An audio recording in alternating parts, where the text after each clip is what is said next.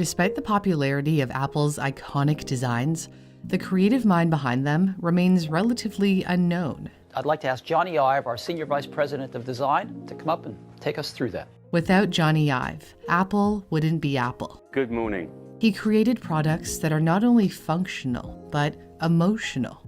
He made people feel something when they held an iPhone in their hand. Design was in his blood. His father was a silversmith and teacher who helped craft a new design curriculum for UK schools from which his son benefited. Mike Ive would constantly talk to his son about design. Leander Caney's book on Johnny Ive describes how, when they walked down the street, Mike would point out the different types of street lamps to his son and how their shape affected how the light was cast. Design offered him an outlet for his creativity, which is a common trait for people like him who have dyslexia. As his Christmas gift, his father would give him full access to his workshop, where he could build anything his heart desired, so long as he sketched it first. Johnny told Steve Jobs' biographer Walter Isaacson that, "I always understood the beauty of things made by hand. I came to realize that what was really important was the care that was put into it." By the age of 13, he knew he wanted to be a designer, but he didn't know what he wanted to design. When his work was showcased at a design conference, the leading London design firm Roberts Weaver Group was so impressed that it agreed to support him through university if Johnny promised to join the company upon graduation. Johnny studied in the north of England at Newcastle Polytechnic, now known as Northumbria University. The Bauhaus design philosophy that emerged in Germany in the early 20th century had made its way into British design schools. Bauhaus emphasized minimalism, including only what is needed into designs. Objects had clean lines, simple forms, and were pleasing to the eye. That design philosophy heavily influenced Johnny, who brought the Bauhaus aesthetic to Apple. While at university, Johnny interned with a design firm that was supporting him.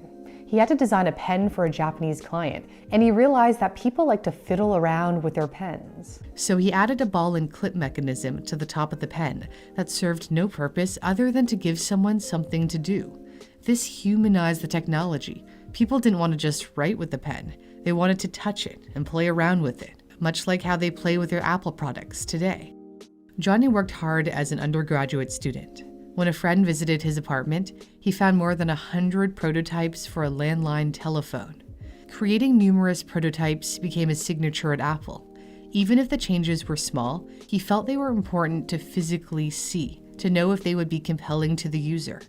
Although he designed tech products, he didn't consider himself a tech guy. Growing up, the only computer that spoke to him was Apple's Mac. It was a really profound moment. I don't think I've ever had actually quite the same sense of wow, with a product before. He thought it was a lot easier to use than any other computer, and he believed the designers actually cared about the product and how consumers felt when they used it. He told the Design Museum in London, "The more I learnt about this cheeky, almost rebellious company, the more it appealed to me." The bursaries he received for his stellar work as a student gave him the chance to travel to Silicon Valley, where he visited the studio of a star designer. Robert Brunner was impressed by Johnny's phone concept. Unlike other student projects, it wasn't simply a mock-up, but included the internal components. Brunner asked him to consider joining his design firm upon graduation, but Johnny had already promised to return to London to work for Roberts Weaver Group, which had been financing his education. A few months later, Brunner helped Apple establish its own in-house design studio. Up until then, Apple had contracted its design work out to a German firm. After his big trip to America, Johnny submitted a report to the group that awarded him the travel bursary, writing, "I immediately fell in love with San Francisco and desperately hope that I can return there sometime in the future." Back in the UK, he spent a year and a half with Roberts Weaver Group before he left to join the design startup Tangerine, co-founded by his friend, a former designer at Roberts Weaver. At Tangerine, the 4-person team designed everything for clients, from TVs to toilets. Johnny designed a minimalistic comb for a Scottish hairdresser that went on to win a prestigious prize. But sometimes he found it frustrating working with clients who had a different vision than him. For example, a major bathroom company was unhappy with Johnny's toilet designs. Raphael, Leonardo, and Donatello.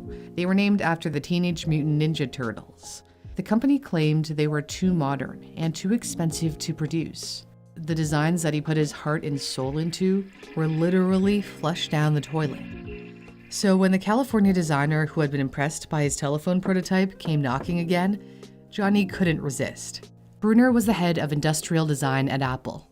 John Sculley was the CEO of Apple at the time. Steve Jobs had been forced out of the company he co-founded and was trying to make his new software company Next succeed while keeping his other company, Pixar, afloat. When Brunner hired Tangerine to work on some potential future products for Apple, the team speculated it was just a ploy to try to lure Johnny to California. California was a long way from London. Johnny also wasn't sure his wife would want to move so far from home, but there were too many reasons to say yes. Apple would allow him to focus on his craft rather than the business side of a startup. He could see a design through from start to finish. Plus, he had fallen in love with a Mac, so he packed his bags for the Golden State. Johnny's first big assignment at Apple was the second-generation message pad, a personal digital assistant that laid the foundation for the iPhone. He designed it to flip open from the top, rather than from the side, because then it wasn't culturally specific, as people in North America and Europe would want it to open from left to right, whereas people in Japan, for example, might want it to open from right to left. He was always attuned to the needs of the consumer. He won several awards for the message pad, though he really wasn't interested in accolades. He was humble and focused on his work. Unfortunately, Johnny's stellar design wasn't enough. The message pad bombed due to battery issues and poor handwriting recognition, which The Simpsons made fun of. It was a lesson learned, and in the future, Johnny made sure he could influence the engineering process as well. Johnny quickly emerged as Brunner's second in command. Brunner wanted his design team to come up with concepts that would excite people, the way they'd get excited over a new piece of furniture. At the time, in the early 90s, computers were becoming increasingly popular in people's homes, but they were big and boxy. Johnny refined the design of the desktop Mac into a slim, flat-screen computer. The first 2 units of the 20th anniversary Mac were given to Apple's co-founders Steve Jobs and Steve Wozniak in 1997. Jobs was brought in as an advisor when Apple bought his company Next. But the new Mac failed as well. It was very pricey at $9,000. Other computers were selling for less than half that price. Brunner felt burnt out and quit. So Johnny Ive became the new head of industrial design at just 29 years old. But he had his frustrations too. He felt Apple's then CEO, Gilbert Amelio, had no desire to innovate. His immediate boss promised him things would soon be different. Amelio was quickly forced out as CEO, and Steve Jobs was back at the helm. It had been 12 years since Jobs was ousted from Apple. When he returned, he held a meeting of top executives. Ive recalls, "I remember very clearly Steve announcing that our goal is not just to make money, but to make great products." Jobs wanted Apple to focus on creating first-class products that people would be willing to pay a premium for, much like how people are willing to pay more for a Mercedes over a Chevy. Jobs had a vision of what he wanted Apple products to be. He told the New York Times, "Most people make the mistake of thinking design is what it looks like. People think it's this veneer, that the designers are handed this box and told, make it look good. That's not what we think design is. It's not just what it looks like and feels like. Design is how it works." He entrusted Ive to execute his vision of building beautiful and functional products. Jobs told Isaacson that Ive has more operational power than anyone else at Apple, except me. The first order of business was to create a new desktop. Apple had many products, but no standout product. The company was close to bankruptcy due to declining sales, as it faced competition from PCs with Microsoft's new operating system, Windows. Engineers had played a leading role in the design process up until then. They determined the size of the device, and then the design team had to design an enclosure that fit. But when Jobs returned as CEO, the design team started calling more of the shots. Ive constantly butted heads with John Rubinstein, Apple's head of engineering, who was actually his supervisor. Engineers weren't happy that they were now forced to fit hardware into a design. While thinking about the new computer, a member of the design team suggested it should be translucent. This was a complete contrast to the dark gray look of computers back then. Ive loved the idea. A lot of people at that point in time were nervous around computers, around technology. So a clear goal was, how we could make, make the product accessible and not intimidating. Translucency made it less intimidating. I've also added a handle to the computer.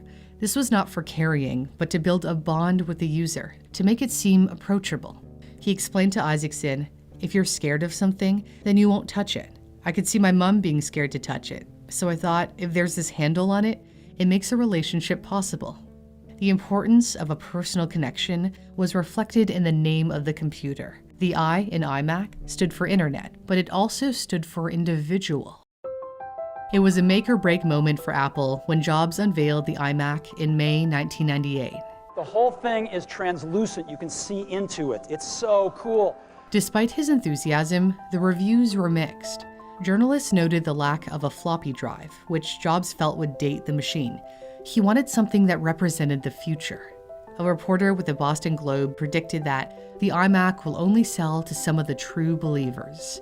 How wrong he was. People went crazy for the iMac. It went on sale for $12.99, and by the end of 1998, the iMac became the fastest-selling desktop in history. The iMac had a huge impact on our culture. Suddenly, it seemed like everything in the late 90s and early 2000s was transparent. The iMac was constantly upgraded and also released in multiple colors. It set a precedent for the iPod, which was constantly improved and released in colorful designs. Jobs saw an opportunity to create a portable music device that relied on the latest digital technology rather than CDs. He wanted something small enough to fit in your pocket and easy to use. A wheel was a clever way to navigate through the menu. Interestingly, there was no on-off button. Any button could turn the device on, and it turned off after a period of inactivity, which spoke to its ease of use. The iPod was beautiful, besides the stainless steel back that was easily scratchable. Johnny decided that the first iPod should be white, to emphasize the simplicity and elegance of the design. This was a breakthrough moment because white would become the staple color in Apple's lineup and is synonymous with the brand. With Apple's success, Johnny was generously rewarded and was able to enjoy himself in his downtime and splurge a little. He had an affinity for British luxury cars, which nearly killed him.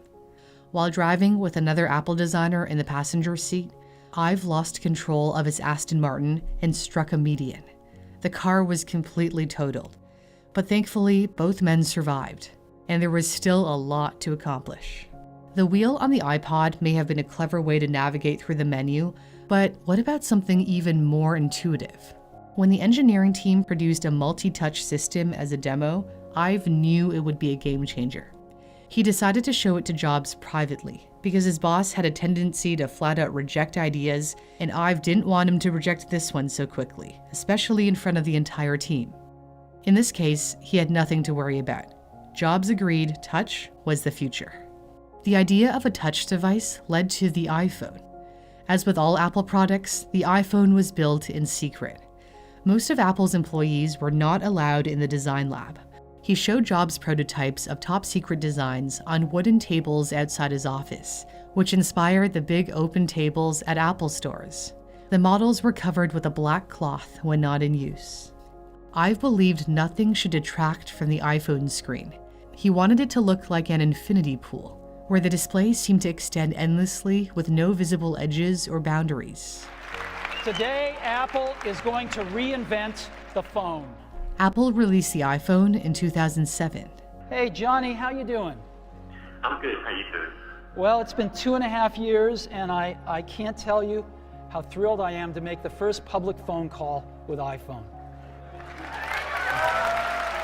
The iPhone is widely regarded as one of the most influential product designs of the 21st century. But there is one more thing. Why not make the screen bigger and turn it into another product? And we call it the iPad. Although the iPad came after the iPhone, Jobs said the idea for a tablet came first. Apple once again established itself as the standard bearer for innovative products. By the time the iPad was released in 2010, Jobs had already been diagnosed with pancreatic cancer. Despite multiple treatments and surgeries, his health deteriorated. A year later, in August 2011, he stepped down as CEO. When he was recovering from his first bout of cancer,